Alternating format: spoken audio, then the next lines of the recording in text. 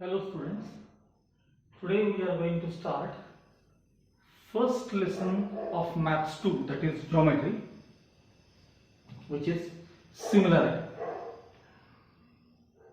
In this chapter, first we are going to learn the ratio of areas of two triangles, the properties of ratio of areas of two triangles.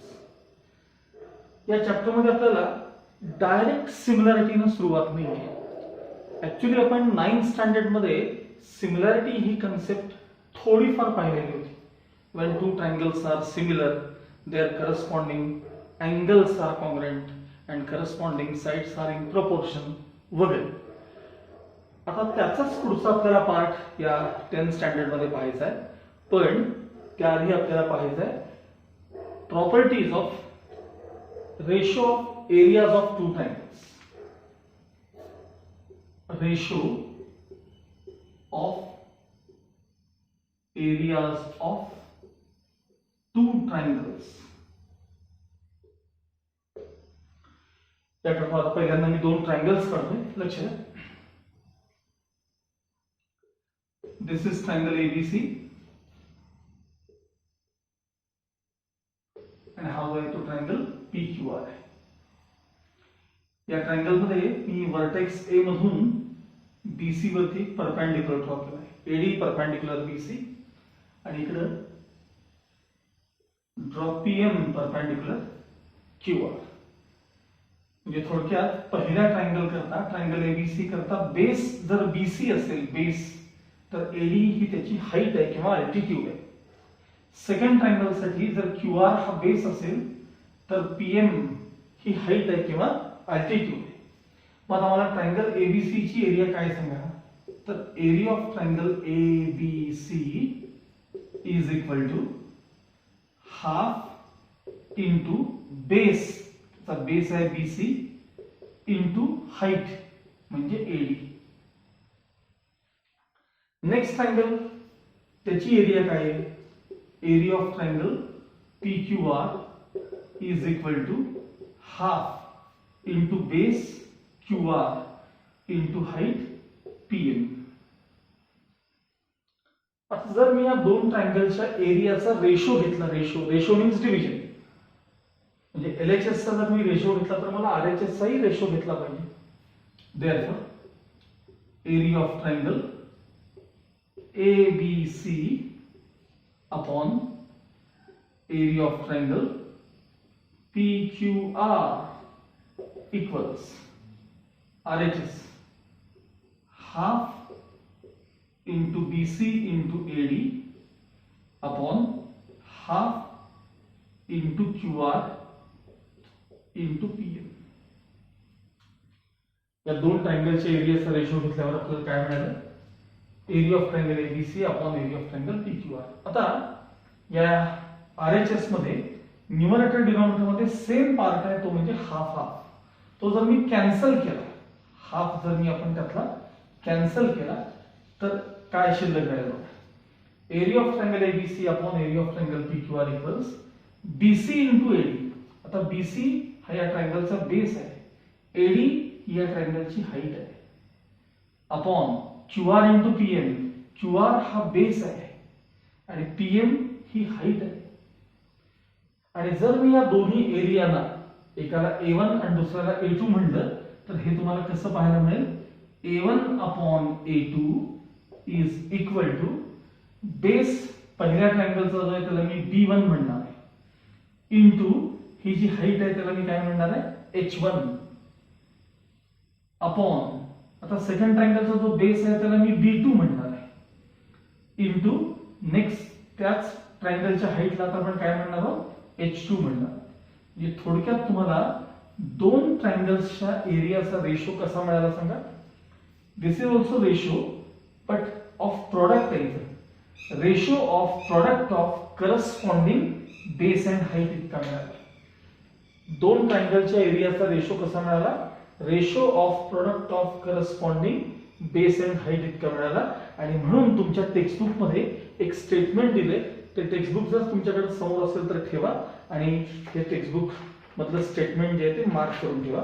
Page number 2 वरती statement असे दिले. Page number 2 वरून second line आहे. Statement वाचते मी इथलं. Hence the ratio of areas of two triangles is equal to the ratio of the products of their bases and corresponding heights. Corresponding heights and bases म्हणलं तरी चालतं, corresponding basis and heights म्हणलं तरी चालतं, काही म्हणलं तरी चालतं. थोडक्यात दोन ट्रायंगलच्या एरियाचा रेशो हा त्यांच्या बेस आणि हाईट यांच्या प्रॉडक्टच्या रेशो इतका असतो. The ratio of areas of two triangles is equal to the ratio means division, the ratio of products of corresponding base and heights. The ratio of areas of two triangles is equal to the ratio of products of corresponding bases and heights.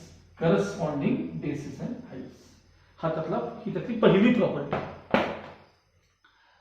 आता समजा याच केसमध्ये, याच फिगरमध्ये जर ह्या दोन्ही ट्रायंगलचे समजा या दोन्ही ट्रायंगलच्या हाईट समजा सेम असतील.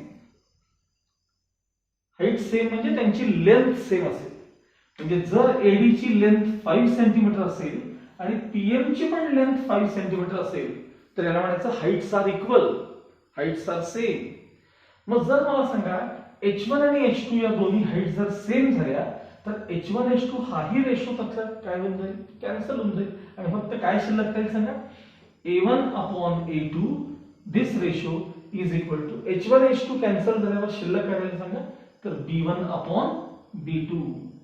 म्हणजे जर दोन ट्रायंगल्सच्या हाईट्स इक्वल असतील, जर दोन ट्रायंगल्सच्या हाईट्स सेम असतील किंवा इक्वल असतील तर त्यांच्या एरियाचा रेशो हा करस्पॉन्डिंग बेसिसच्या रेशो इतका असतो. When two triangles have equal heights, the ratio of their areas is equal to the ratio of corresponding bases. When two triangles have equal heights, the ratio of their areas is equal to the ratio of corresponding bases. हे statement त्याच page वरती, second page वरती तुम्हाला पाहायला मिळेल. Statement खरी property असं म्हणलेलं आहे बघा. कंडिशन 1 मध्ये प्रॉपर्टी असं म्हणलेलं आहे. टेक्स्टबुक असेल तर जरूर समोर ठेवा, फार लवकर तुम्हाला समजेल. टेक्स्टबुक समोर ठेवा. The ratio of areas of two triangles with equal heights is equal to the ratio of their corresponding bases असं म्हणलेलं आहे. आणि त्यानंतर कंडिशन 2 मध्ये असाच पार्ट आहे, तुम्ही इथेच कंटिन्यू करणार आहे. आता समजा याच दोन्ही ट्रायंगल मध्ये, या दोन्ही ट्रायंगल मध्ये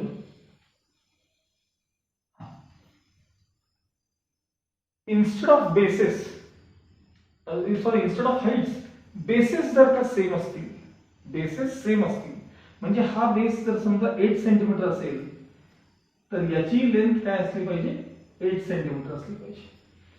जर ह्या दोन्ही बेसिसच्या किंवा दोन्ही बीसी आणि क्यूआरच्या लेंथ जर सेम असतील किंवा बेसिस इक्वल असतील तर या रेशो मधला आता बेसिसचा पार्ट कॅन्सल होईल आणि काय शिल्लक राहील सांगा, A1 upon A2, A1 upon A2 is equal to, आता यातला बेसिसचा पार्ट कॅन्सल होईल, हाईट्सचा रेशो शिल्लक राहील इक्वल्स H1 upon H2. म्हणजे काय, जर दोन ट्रायंगलचे बेसिस सेम असतील किंवा इक्वल असतील तर त्यांच्या एरियाचा रेशो जो आहे तो करस्पॉन्डिंग हाईट्सच्या रेशो इतका असतो. When two triangles have equal bases, the ratio of their areas is equal to the ratio of their corresponding heights. When the two triangles have equal bases, then the ratio of their areas is equal to ratio of their corresponding heights. आणि जर basis आणि heights दोन्ही different असतील तर ट्रायंगलच्या एरियाचा ratio of product of corresponding base and height इतका असतो. जर हाईट्स इक्वल असतील, जर हाईट्स इक्वल असतील तर त्यांच्या एरियाचा रेशो हा बेसिसच्या रेशो इतका असतो. आणि जर बेसिस इक्वल असतील तर त्यांच्या एरियाचा रेशो हा हाईटच्या रेशो इतका असतो. अशा तीन प्रॉपर्टीज तुमच्या टेक्स्टबुकमध्ये दिलेल्या ह्या पहिल्यांदा नोटबुकमध्ये लिहून ठेवायच्या आणि बायहार्ट करून घ्यायच्या. ओके, आता आपल्याला पाहायचं आहे की दोन ट्रायंगल्सना इक्वल हाईट्स केव्हा असतात किंवा दोन ट्रायंगलचे बेसेस इक्वल केव्हा असतात हे आपल्याला या चार फिगरमधून समजून घ्यायचं. आता या फर्स्ट फिगरकडे जर आपण पाहिलं तर बघा, ट्रायंगल एबीसी आणि ट्रायंगल डीबीसी या दोन्ही ट्रायंगल्सना बेस त्यांचा बीसी आहे. लक्षात ठेवा, हा बेस दोघांचा सेम आहे किंवा बेस कॉमन आहे. हे जर तुम्हाला समजलं तर प्रॉब्लेम्स लवकर कळणार.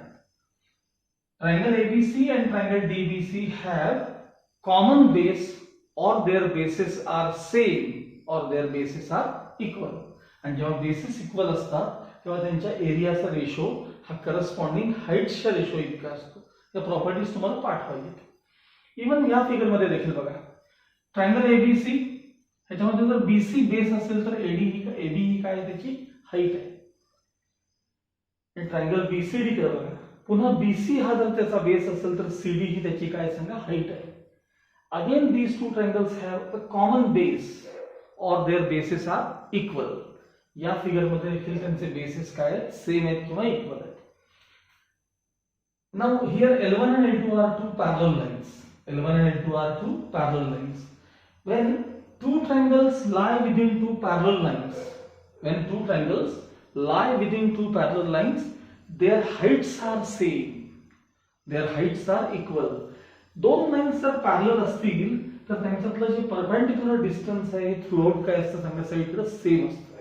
म्हणजे ट्रायंगल एबीसी ला इथं जर मी एडी ही हाईट ड्रॉ केली, एडी, आणि इकडे जर ट्रायंगल पीक्यूआर करता ही जर मी हाईट ड्रॉ केली, ड्रॉ पी. ऑब्च्युज अँगल ट्रायंगल आहे त्याला हाईट बाहेर असते, ड्रॉ पीएम परपेंडिक्युलर क्यूआर. तर लाईन्स पॅरलल असल्यामुळं एडी ची लेंथ आणि पीएम ची लेंथ काय असते, सेम असते. म्हणजेच दोन ट्रायंगल जर पॅरलल लाईन मध्ये असतील तरी देखील त्यांच्या काय असतात, हाईट सेम असतात. आणि जेव्हा हाईट सेम असतील तेव्हा एरियाचा रेशो हा करस्पॉन्डिंग बेसेसच्या रेशो इतका असतो. सगळ्यात फिगर ही महत्वाची.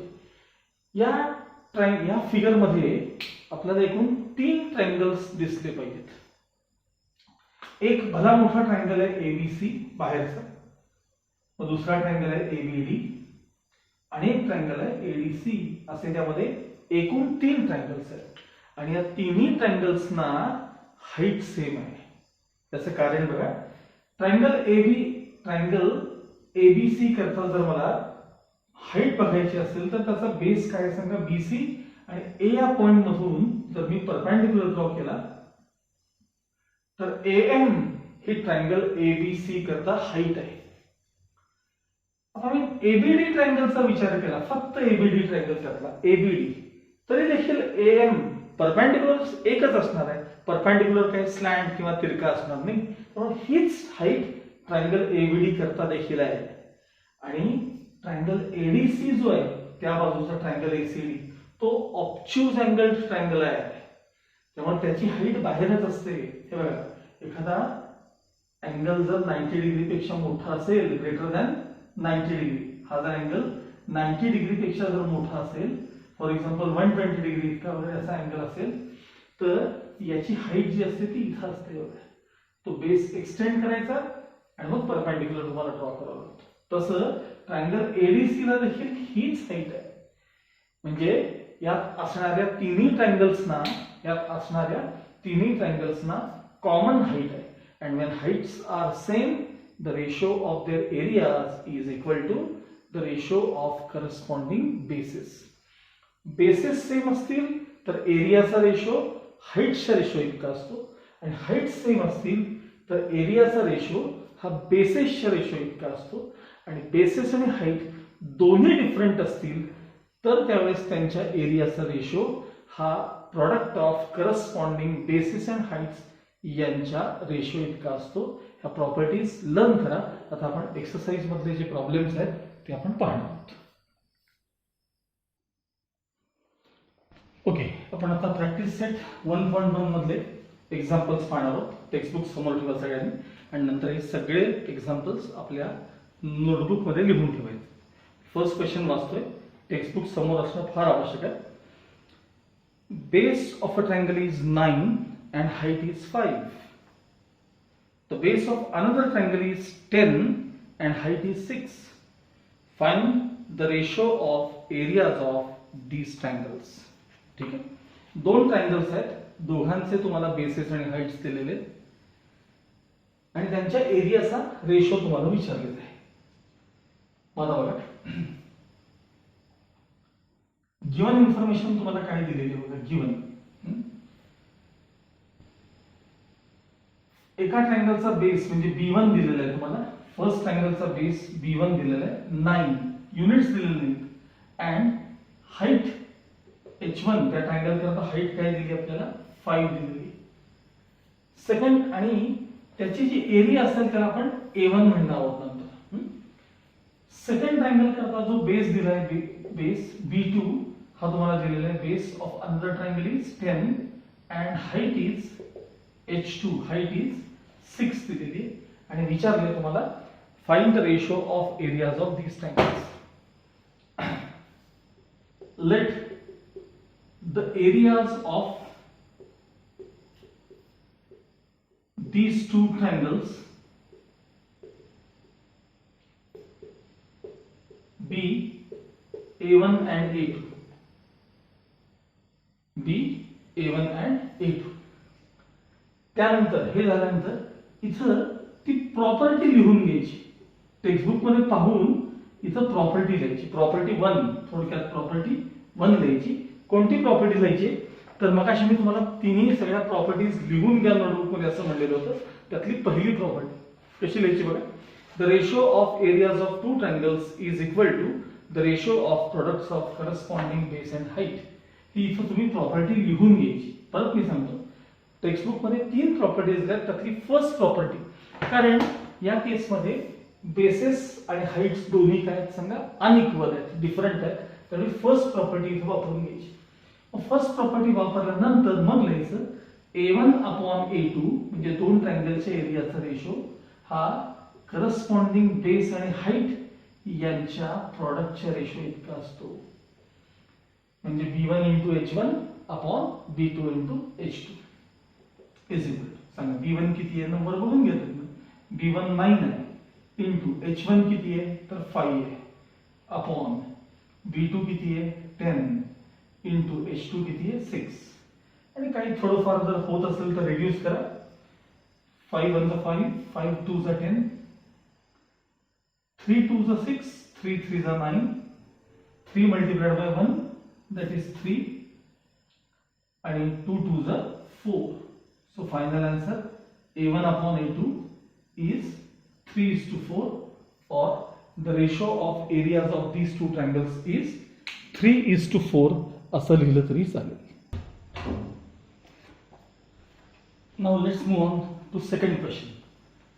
Second question मध्ये आपल्याला काय दिलं बघा. In the figure 1.13 he figure BC perpendicular AB, BC perpendicular AB, AD perpendicular AB, AD perpendicular AB, BC perpendicular AB म्हणजे दोघांमध्ये हा जो बेस आहे तो कॉमन आहे आणि BC आणि AD ही त्यांची काय हाईट आहे. BC इक्वल्स 4 दिलेलं आहे, BC इक्वल्स 4 आणि AD इक्वल्स 8 दिलेलं आहे. Find area of triangle ABC upon area of triangle ADB. आता याचं सोल्युशन पाहणार. बघ, in triangle ABC and triangle ABD, in triangle ABC and triangle ABD या दोन ट्रायंगल मध्ये BC perpendicular AB and AD perpendicular AB, AD perpendicular AB. BC ची length दिली आहे तुम्हाला BC इक्वल्स 4 युनिट्स कारण त्यात सेंटीमीटर वगैरे काही दिलेलं नाहीये and AD equals 8 युनिट्स. आता या दोन्ही ट्रायंगल्स ना काय सेम आहेत सांगा. या दोन्ही ट्रायंगल करता बेस सेम आहे किंवा बेस कॉमन आहे. मग इथं तशी प्रॉपर्टी लिहायची. प्रॉपर्टी कोणती प्रॉपर्टी घेणार तुम्ही इथे प्रॉपर्टी? तर बेसिस सेम असतील तर ट्रायंगलच्या एरियाचा रेशो कसा असतो, करस्पॉन्डिंग हाईट्स इतका असतो. ही प्रॉपर्टी मी पुन्हा एकदा वाचून दाखवतो. टेक्स्टबुक मध्ये जशी आहे तशी सेम लिहायची असते तुम्हाला. टेक्स्टबुक मध्ये पेज नंबर 2 वरती या सगळ्या प्रॉपर्टीज आहेत बघा. The ratio of areas of two triangles with equal bases is equal to the ratio of their corresponding heights. म्हणजे थोडक्यात जर बेस सेम असेल किंवा बेस कॉमन असेल तर त्या दोन ट्रायंगलच्या एरियाचा रेशो किती असतो, करस्पॉन्डिंग हाईट्स इतका असतो. ही प्रॉपर्टी टेक्स्टबुक मध्ये पाहून किंवा बाय हार्ट करून ही इथं लिहून घ्यायची. Therefore area of triangle ABC upon area of triangle ADB equals. सांगा आता यांची ट्रायंगल ABC ची हाईट कोणती आहे? ट्रायंगल ABC ची हाईट तर ती BC आणि ट्रायंगल ABD ला हाईट कोणती आहे सांगा, तर ती हाईट AD आहे. मग नंबर्स रिप्लेस करायचे 4/8 आणि रिड्यूस केल्यानंतर फायनल आन्सर किती मिळालं 1/2 आणि LHS मध्ये पुन्हा लिहून काढायचं area of triangle ABC upon area of triangle ABD. This ratio is 1/2 or 1:2.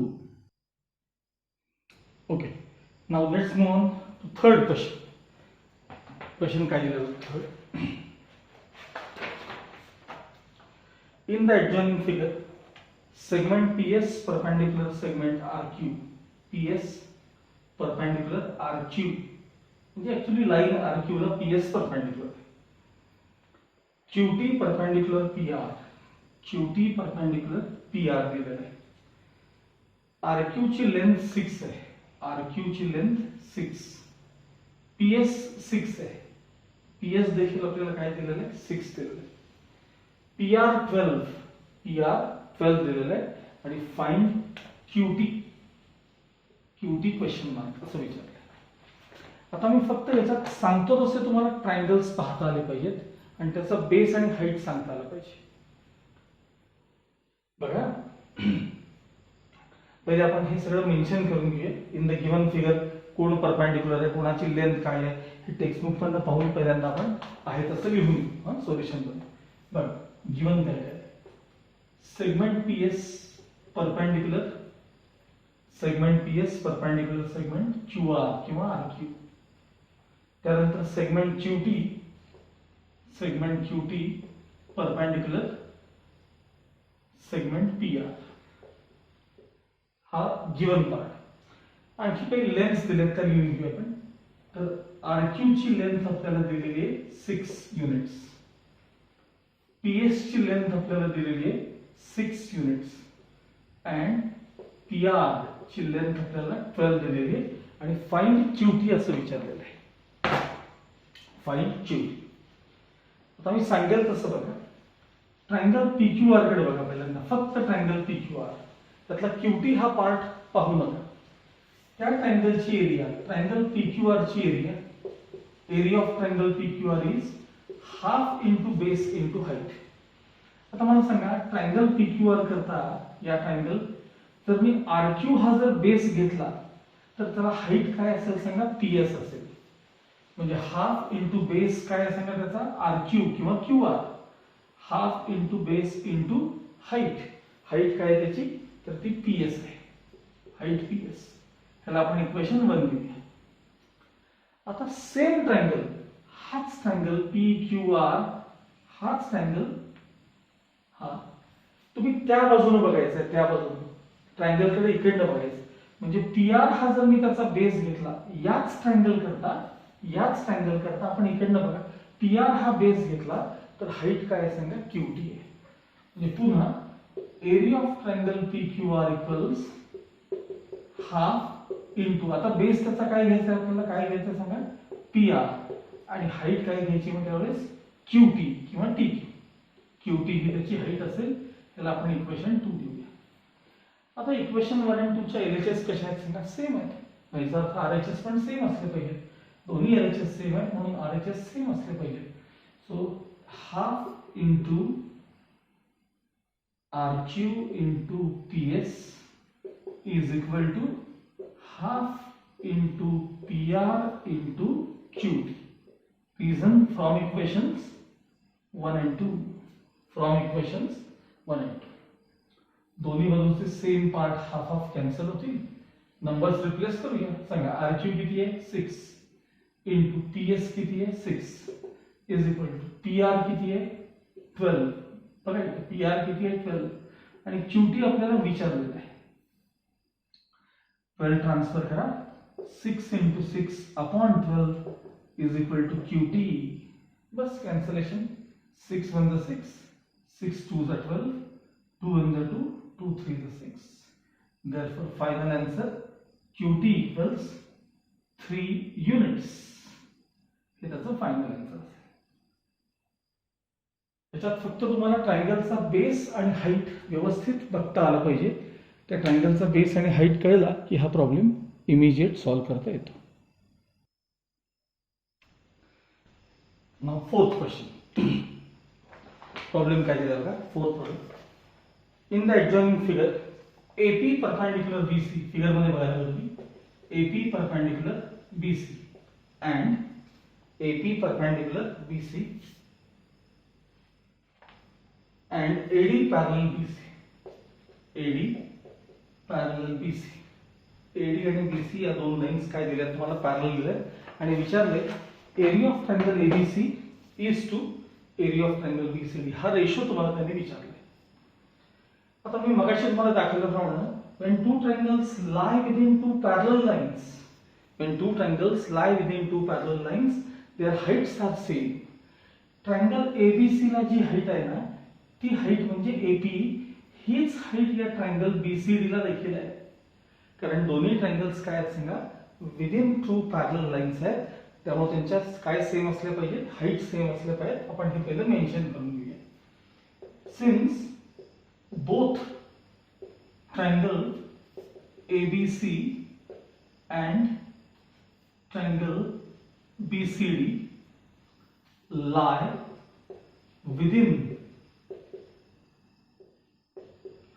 two parallel lines,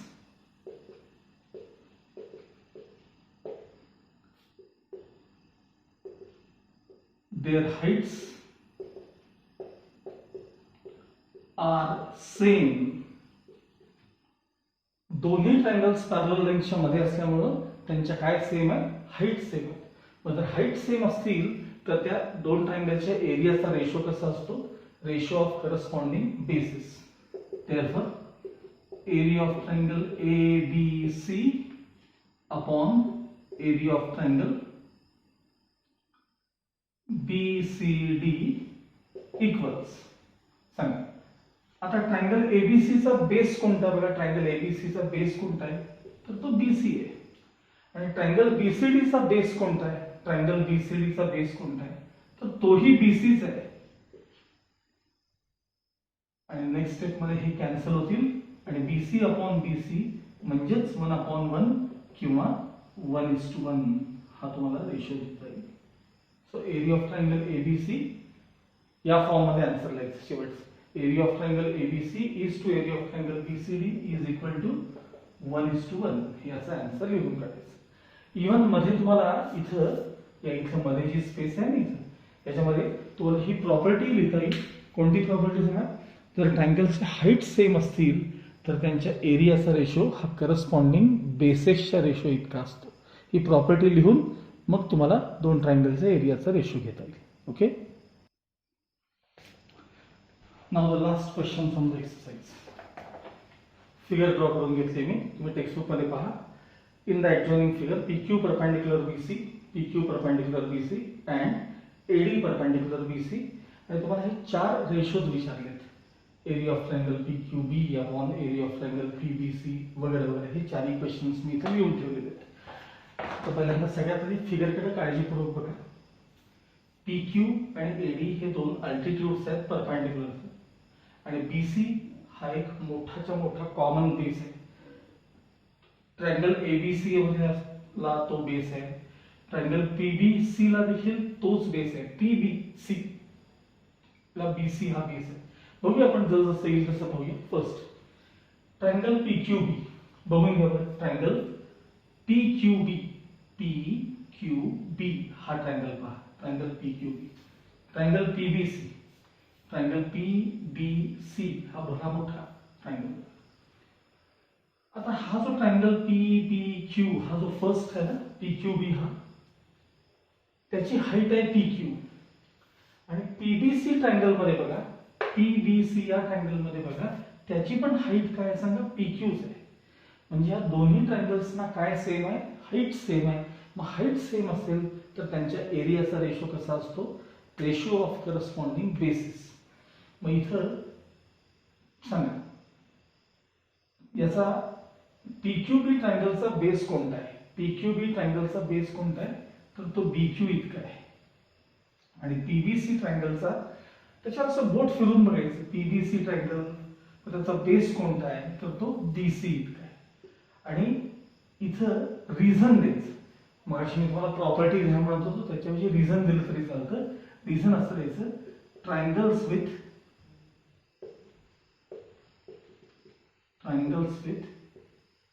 equal heights, असं रिझन द्यायचं. ट्रायंगल्स विथ इक्वल हाईट्स म्हणजे हाईट्स इक्वल आहे म्हणून त्यांच्या एरियाचा रेशो कसा आहे, करस्पॉन्डिंग बेसिस इतका आहे. नेक्स्ट PBC ट्रायंगल बघा, मोठा ट्रायंगल आहे PBC, त्याचा बेस BC आहे, हाईट PQ आहे.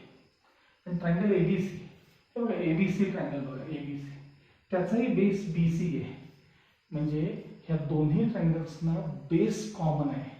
आणि जर बेस सेम असेल तर त्या एरियाचा रेशो कसा असतो, करस्पॉन्डिंग हाईट्स इतका असतो. आता PBC ची हाईट कोणती आहे सांगा, PBC ची हाईट PQ ही हाईट आहे. आणि ABC ची हाईट कोणती आहे, ट्रायंगल ABC ची हाईट AD ही त्याची हाईट आहे. आता इथं रिझन काय द्यायला सांगा याच्यासारखं, ट्रायंगल्स विथ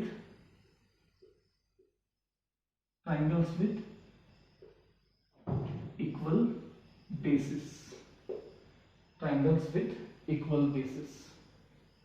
नेक्स्ट ABC आणि ADC.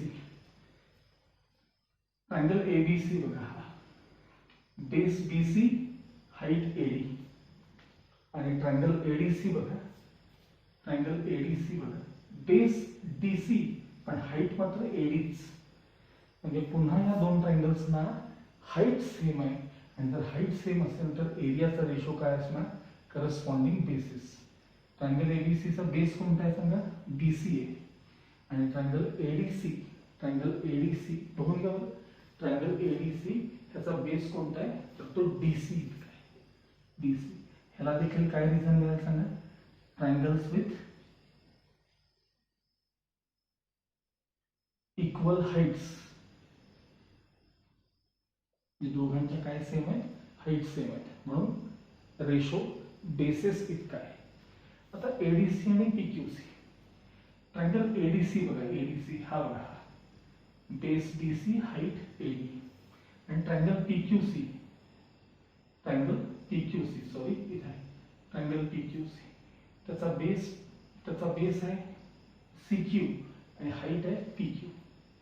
म्हणजे या दोघांमध्ये काहीही सेम नाही, बेस सेम नाही. ट्रायंगल ADC आणि PQC, triangle ADC PQC, okay. या दोघांनाही बेसिस डिफरंट आहेत, हाईट्स देखील डिफरंट आहेत. म्हणजे या अशा केसमध्ये या दोन ट्रायंगलच्या एरियाचा रेशो हा करस्पॉन्डिंग बेस आणि हाईटच्या प्रॉडक्ट इतका असतो. आता ट्रायंगल ADC मध्ये बेस कोणता आहे, DC इंटू हाईट कोणती आहे, AD. अपॉन ट्रायंगल PQC करता, ट्रायंगल PQC फिगर करा बघा, PQC हा ट्रायंगल बघा, त्याचा बेस कोणता आहे तर QC आणि त्याची हाईट कोणती आहे तर PQ आहे.